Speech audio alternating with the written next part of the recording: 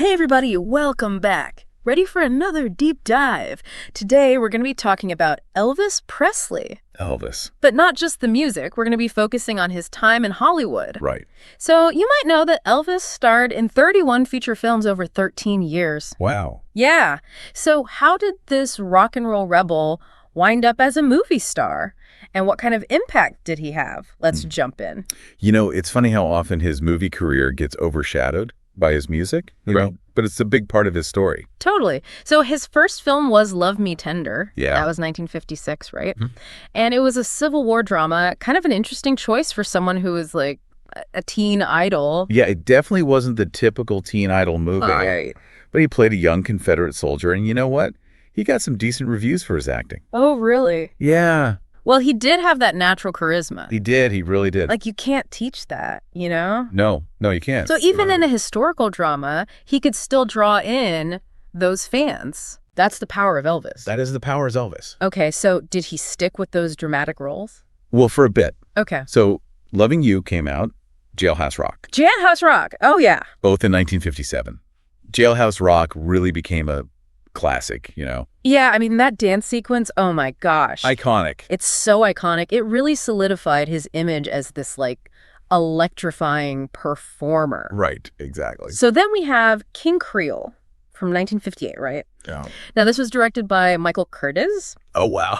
who also directed Casablanca. Big name, big name. Yeah, so a major Hollywood director taking a chance on Elvis. Absolutely. And Elvis, he rose to the occasion. He played this troubled youth in New Orleans. Yeah. And even to this day, a lot of people think it's his best performance. Interesting. And it earned him some serious critical acclaim. Wow. And Elvis himself said it was his favorite film. Okay, so we have this rock and roll star, can act, box office appeal, working with top directors. Seems like he was really on a roll. But then, of course, he had to do his military service, right? Yeah. 2 years, from 1958 to 1960. 2 years. I'm sure his fans were just like counting down the days Oh, they absolutely were. until he could get back Yeah. to making movies. And when he came back, his manager, Colonel Tom Parker, Okay. he had a very clear vision for Elvis's comeback. Really?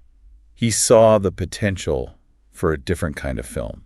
Think sunshine, think beaches, think a lot more singing. Okay, so we're moving away from those dramas, huh? A little bit. More into Elvis, the romantic lead. Exactly. Interesting. So this is what's often called the formula years. That's right. Right.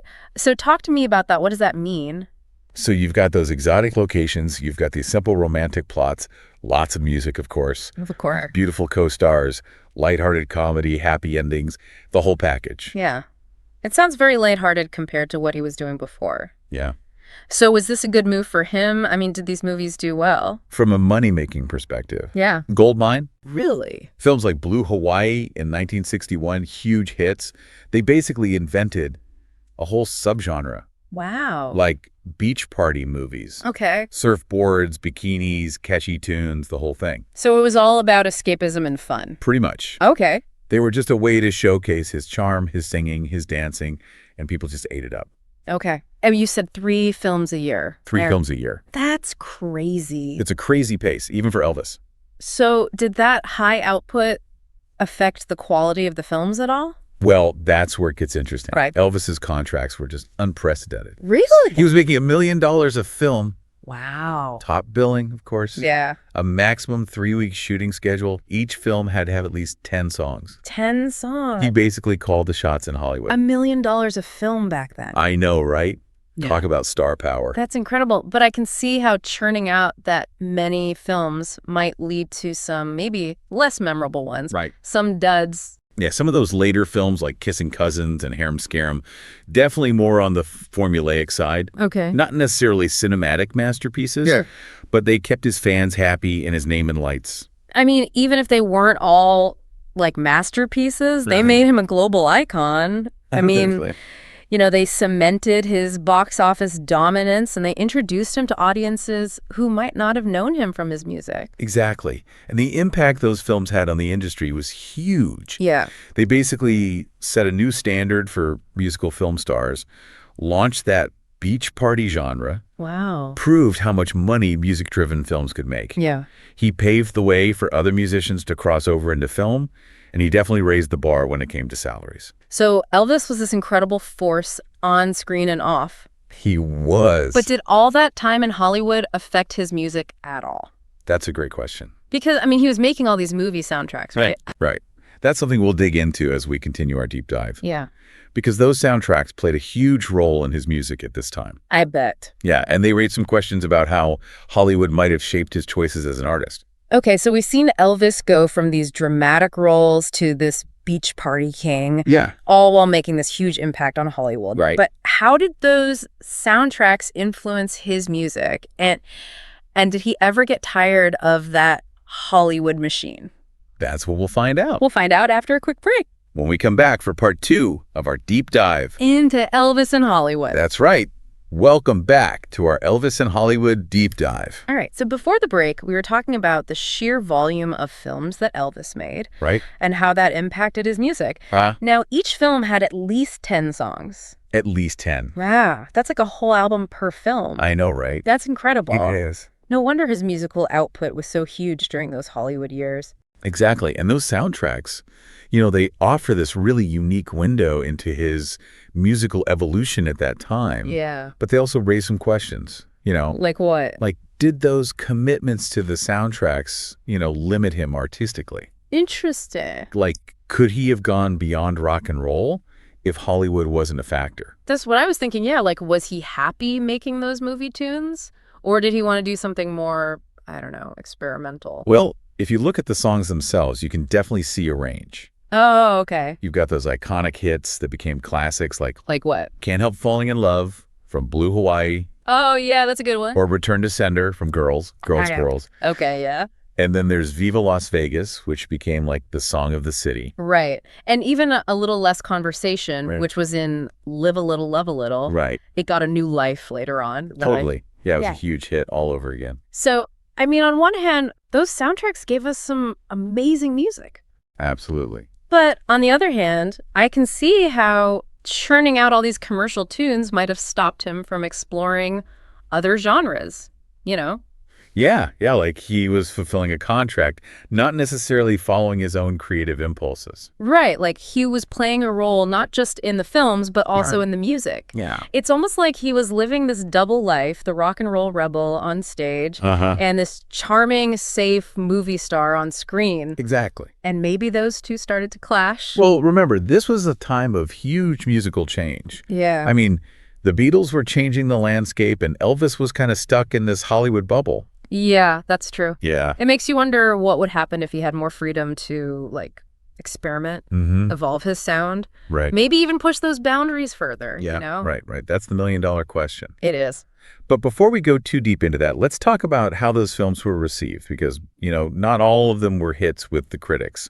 Yeah, that's true. Some of those later movies, like Clam Bake or Speedway, they got some, pretty lukewarm reviews. Yeah, I mean, people thought they were formulaic, predictable. Yeah, it was like the magic was fading. Yeah, a little. But they were essentially vehicles for his music, Right. Not necessarily great acting or storytelling, but they serve their purpose. But even those less than stellar films, they have their fans, right? Oh, totally. There's a certain nostalgia, a campy appeal to them. Right. They're a snapshot of a specific time. Yeah, they're like time capsules. Yeah. Capturing the fashion, the music, the vibe of the 60s. Exactly. And for some people, that's the fun of it. Right. So they're, historically valuable, even if they're not cinematic masterpieces. Precisely. And Elvis himself, he eventually got tired of the formula. Right? Yeah, by the late 60s. He was ready to move on, to reclaim his music, to reconnect with his fans on his own terms. And that's where the 68 comeback special comes in. Exactly, right. He ditches all that Hollywood stuff, gets back to his roots. It's raw, it's energetic, it's pure Elvis. Pure. Like he's saying, this is the real me. That's right. And it reminded everyone how powerful a performer he was. Totally. Like beyond all the glitz and glamour of Hollywood. Exactly. So we've seen Elvis transform from this rock and roll rebel to a Hollywood heartthrob, churning out all these hits, navigating this, sometimes difficult world of movie making. Right. It's been quite a ride. It has. And it makes you wonder, What would his career have been like if he'd done something different? What if he'd focused more on his music? Right. Would he have reached that same level of success without Hollywood? That's a question that's been debated for decades. Rightfully so. Yeah, I mean, on the one hand, those movies made him a global icon, exposed him to way more people than if he'd just stuck to music. Sure. But on the other hand, maybe Hollywood took a toll? On his artistic development. Exactly. Like, he was making so many soundtracks. So many. Often with that very specific commercial sound. Yeah. That maybe it limited his ability to experiment. Yeah, I mean, think about it. From 1960 to 1969, Okay. he released over 20 soundtrack albums. Wow. Along with his regular studio album. That's a lot of music. It is, and it wasn't always his first choice. Right. In terms of style or genre. Yeah, it's like that double life again. Right. Rock and roll rebel on stage, charming movie star on screen. And maybe those two personas, they just clashed. Right. And remember, this was a time of huge musical and cultural change. Yeah. The Beatles were changing everything, and Elvis was stuck in that Hollywood bubble. So the question is, could he have been even bigger musically if he'd been free to, I don't know, experiment more, collaborate with other artists? Push the boundaries. Push those boundaries. It's impossible to know for sure. No, you can't know. But it's interesting to think about. It is. It is. But for now, let's shift gears a little. Okay. And talk about how those films were received by the critics. Yeah. Because not all of them were good.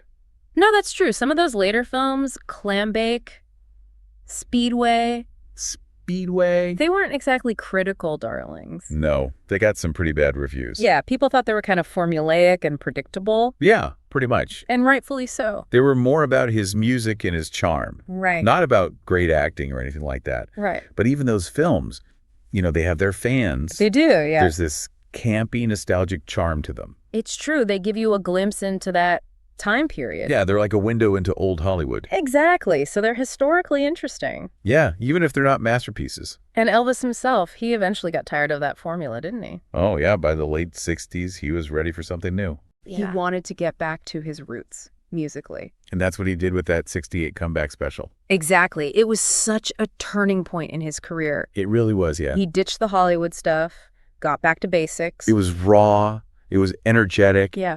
It was just pure Elvis. It was. And it showed everyone that he was still a powerful performer. Absolutely. Like beyond all that Hollywood stuff. Beyond the glitz and glamour. Exactly. So, yeah, I think those Hollywood years might have had some downsides. Yeah. But they were a crucial part of his story. They really were. They helped make him an icon. They did. Gave us some unforgettable music. And they left behind this amazing archive of his talent and charisma. Absolutely. Now, I'd love to hear your thoughts. Yeah, what stands out to you from all this? I think what gets me is how much work he did in such a short time. Yeah. Over 30 films in 13 years. I know. It's crazy. It's incredible. It shows his dedication, you know, his star power. But it also makes you think, how did he have any kind of personal life with all of that going on? Yeah, that's a good point. It's easy to forget that he was a person. A real person, yeah. Not just a movie star. Right. And speaking of that, it makes me think about Colonel Tom Parker. Ah, yes, the Colonel. And the role he played in all of this. He was a huge part of it. I mean, he was a master at marketing and promotion. He was. He understood Elvis's image. He knew how to use it. He did. He pushed for those movie contracts. Yeah. Even if they weren't always the best for Elvis artistically, but he saw them as a way to make Elvis bigger. To broaden his appeal. And to make money. And make money, yeah. And it worked. Oh, it worked. Colonel Parker turned Elvis into this global phenomenon. He did. But there's another side to that, right? Yeah, there's always another side. Some people say Parker was too controlling, that he exploited Elvis's talent. Yeah, that he was more interested in profits than in Elvis's art. There's been a lot of debate about that. There has. It's hard to argue with Parker's success, but you have to wonder if Elvis would have been happier, more fulfilled, if he'd had more control. More control over his own career, yeah. It's another one of those what ifs. It is. That we'll never know the answer to. Right, but it's definitely something to think about. It is. It adds another layer to the whole Elvis in Hollywood story. It does. It's a reminder that even the biggest stars, they can be manipulated, controlled. And it shows how important it is to have good people around you, people who have your best interests at heart. Absolutely. So I guess as we wrap up this deep dive, we're left with more questions than answers. That's often the case.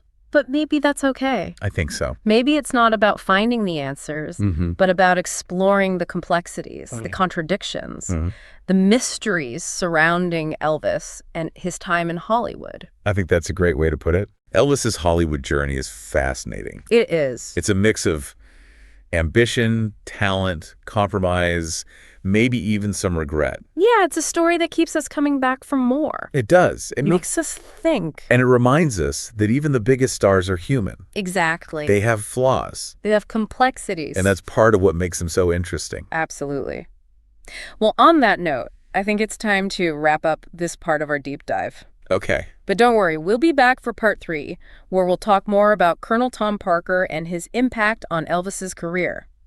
We'll explore some of the controversies surrounding their relationship and maybe even check out some of those lesser-known Elvis films that might surprise you. All right, sounds good. So stay tuned for that, and thanks for listening.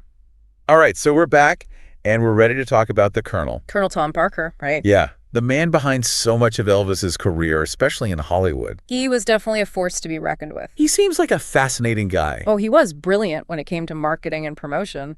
Yeah, he really understood how to create a star, didn't he? He understood Elvis's appeal. Right. Knew how to generate buzz. Yeah. And he basically turned Elvis into a brand. Like, way before we even talked about personal brands. Exactly. But there's that controversy surrounding their relationship. Right. What were some of the things that people criticized the Colonel for? Well, the biggest one is probably the percentage he took of Elvis's earnings. Okay. Yeah, I've heard about that. Some people say it was as high as 50%. 50%? Which is a lot more than most managers take. Way more. Yeah. Did Elvis ever, question that? It seems like he really trusted the Colonel, at least early on. Right. Parker had been there from the start. Yeah, from those early days in Memphis. Yeah, guiding his career. But as Elvis got more successful, you'd think he might have wondered about the money. Yeah, you'd think. So were there other things about the Colonel's style that were, questionable? Well, one of the most puzzling things is that he wouldn't let Elvis tour internationally. Really? Yeah, Elvis had fans all over the world. Yeah, of course. But he only ever performed in the U.S. and Canada. That's so strange. It is, especially with his level of fame. You'd think those international tours would have been huge. You would, but the most common theory is that Parker himself was an illegal immigrant. Oh, wow. And he was afraid to leave the country. Because he might not be allowed back in. Exactly. So he was basically holding Elvis back. It seems that way. Because of his own issues. Yeah, it's kind of sad, actually. It is, imagine how much bigger Elvis could have been. Right, those international tours would have been massive. For his career, for rock and roll in general. Totally. But we'll never know, I guess. No, we can only speculate. So we've got this complex figure, Colonel Tom Parker. Yeah. Shaping Elvis's career, getting him those movie deals, but also maybe limiting his potential. Right. So where does that leave Elvis? It seems like he respected the Colonel. Okay. Trusted him. Yeah. Maybe even saw him as a father figure. Right. There was loyalty there. Definitely. It's a reminder that even the most famous people, they can still be taken advantage of. Yeah, it's important to have people you can trust. To look out for you. Absolutely. Both in your personal life and your career. Right. It makes you think about artists and their managers today. It does, yeah. Who's really in control? Yeah. Is it a true partnership? Or is someone being exploited? Important questions. So I guess at the end of this deep dive, we have more questions than answers. That's how it often goes. But maybe that's the whole point. Maybe it is. It's about exploring those complexities. The things we'll never know for sure. Exactly. About Elvis and Hollywood. Elvis's Hollywood journey is full of those. It is. Ambition, talent, compromise. Yeah. Maybe even a little bit of regret. It's a story that just keeps fascinating people. It does. It challenges us, makes us think. And it reminds us that even the biggest stars, they're human, just like us. They are, with all the flaws and complexities. Well said. Well, that about wraps up our deep dive into Elvis and Hollywood. Yeah, it's been a fun one. It has. We've covered a lot of ground, from those early dramatic roles to the beach party era. Those soundtracks. The complicated relationship with Colonel Tom Parker. And those hidden gems. Yeah, those films that show Elvis's range and his willingness to try new things. He was more than just a pretty face. He was. He was a talented guy. He was. Caught in a complicated system. Right, but his music, his charisma. Yeah. they still resonate today. They do. So, to our listeners, thanks for joining us. Yeah, thanks for diving in with us. We hope you enjoyed exploring Elvis's Hollywood years with us. We did. And maybe we've sparked a little curiosity to go back and revisit some of those films. Or listen to those soundtracks. There's a whole world of Elvis out there. There is. Just waiting to be discovered. So, until next time, thanks for listening.